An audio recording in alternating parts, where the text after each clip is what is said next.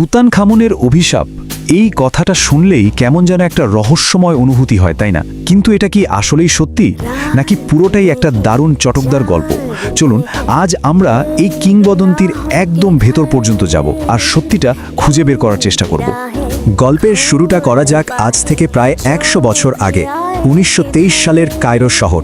একটা হোটেলের ঘরে বিছানায় শুয়ে যন্ত্রণায় কাতরাচ্ছেন এক ব্রিটিশ ধনকুবের। প্রচণ্ড জ্বর আর সেই সাথে ভয়াবহ শ্বাসকষ্ট। মানুষটা আর কেউ নন, তিনি লর্ড কার্নারভন। তুতানখামুনের সমাধি খোঁজার পুরো টাকাটা তিনিই দিয়েছিলেন। তো রাত ১:৫৫ তিনি মারা গেলেন, কিন্তু তার মৃত্যুটা ছিল কেবল এক নতুন আরও বড় রহস্যের শুরু।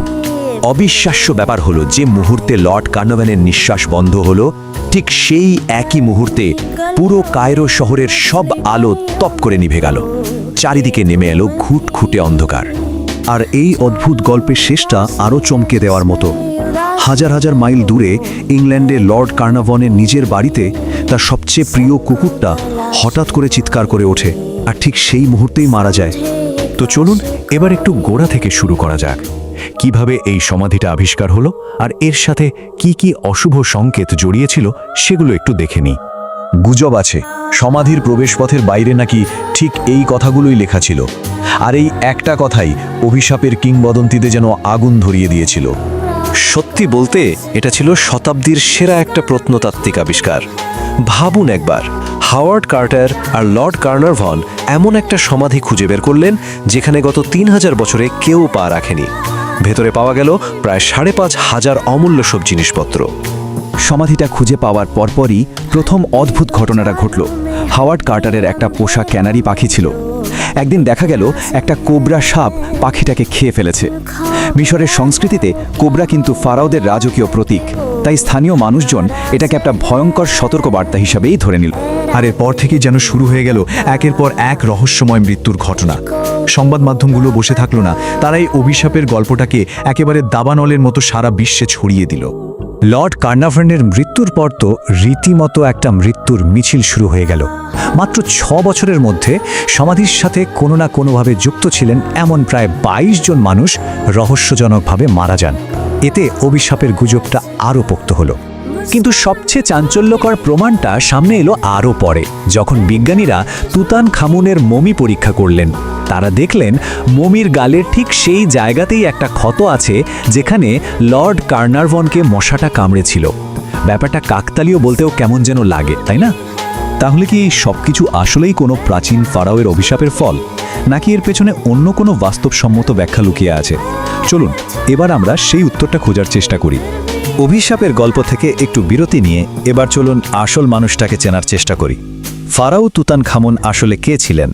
কারণ তার আসল পরিচয়টা কিন্তু এই অভিশপ্ত ফারাওয়ের ইমেজের থেকে একদমই আলাদা।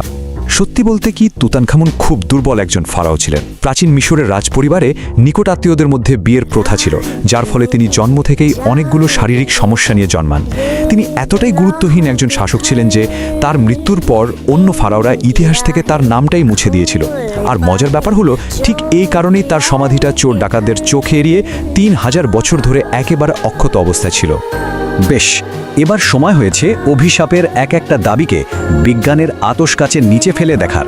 চলুন প্রমাণগুলোকে ব্যবচ্ছেদ করা যাক। আচ্ছা, অভিশাপের গল্পের সবচেয়ে বড় ভিত্তি কি ছিল? ওই শিলালিপিটা, তাই তো? কিন্তু আসল সত্যিটা হলো, ওই রকম কোনো শিলালিপি কখনোই পাওয়া যায়নি। এটা ছিল একজন সাংবাদিকের বানানো একটা গল্প, যা কেবল উত্তেজনা তৈরির জন্য লেখা হয়েছিল। আর লর্ড কার্নারভনের মৃত্যুর সময়কার ওই অদ্ভুত ঘটনাগুলো দেখুন। সেই সময়ে কায়রোতে লোডশেডিং বা পাওয়ার কাট খুব সাধারণ একটা ব্যাপার ছিল, আর টাইম জোনের হিসাব করলে দেখা যায় তার কুকুরের মৃত্যুর ঠিক একই সময় হয়নি।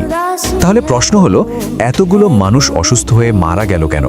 বিজ্ঞানীদের মতে এর একটা সম্ভাব্য কারণ হতে পারে অ্যাসপারজিলাস নাইজার নামের এক ধরনের বিষাক্ত ছত্রাক বা ফাঙ্গাস।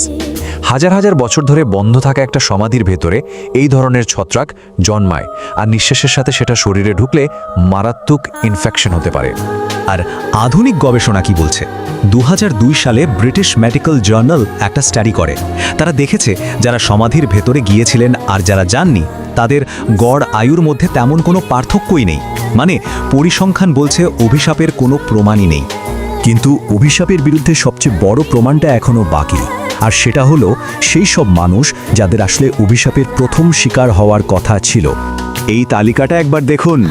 লর্ড কার্নাভানের মেয়ে লেডি এভলেন, যিনি প্রথম সমাধিতে ঢুকেছিলেন, তিনি ৭৮ বছর বেঁচে ছিলেন। যে ডাক্তার মমির ময়নাতদন্ত করেছিলেন, তিনি ৮৭ বছর বেঁচে ছিলেন। আর সবচেয়ে বড় কথা, যিনি এই সমাধিটা আবিষ্কার করেছিলেন, সেই হাওয়ার্ড কার্টার, তিনি নিজেও কিন্তু আবিষ্কারের পর আরও অনেক দিন বেঁচে ছিলেন। হাওয়ার্ড কার্টার সমাধি আবিষ্কারের পর আরও ১৬ বছর বেঁচে ছিলেন।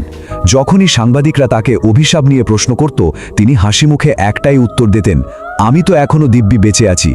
তাহলে যদি অভিশাপের গল্পটা সত্যি না হয়, তবে এই পুরো ঘটনাটাকে আমরা কিভাবে দেখব? হয়তো আমরা শুরু থেকেই প্রশ্নটা ভুল করছিলাম। প্রাচীন মিশরীয়দের একটা বিশ্বাস ছিল, মানুষ নাকি তখনই পুরোপুরি মারা যায় যখন তার নামটা আর কেউ মনে রাখে না।